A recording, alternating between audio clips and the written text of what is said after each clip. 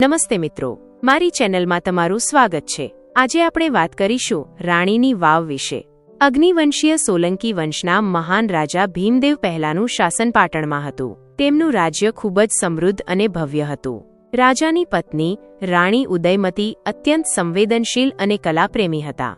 રાજા ભીમદેવના મૃત્યુ પછી રાણી ઉદયમતી ખૂબ જ દુઃખી થયા। તેમણે પોતાના પતિની યાદમાં કંઈક અમર અને ભવ્ય બનાવવાનો નિર્ણય કર્યો। ત્યારે તેમણે પાટણ શહેરમાં એક વિશાળ અને ભવ્ય વાવ બનાવવાનો આદેશ આપ્યો, જે આજે રાણીની વાવ તરીકે ઓળખાય છે।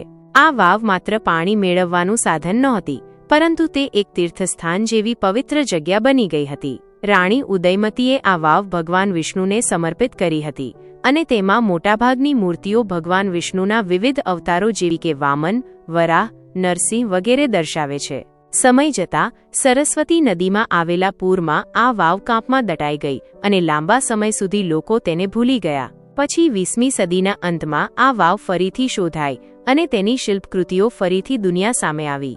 આજે રાણીની વાવ એક મહત્વપૂર્ણ પ્રવાસન સ્થળ છે અને તે ભારતીય સ્થાપત્ય કળાનો એક જીવંત અને ઉત્કૃષ્ટ નમૂનો છે।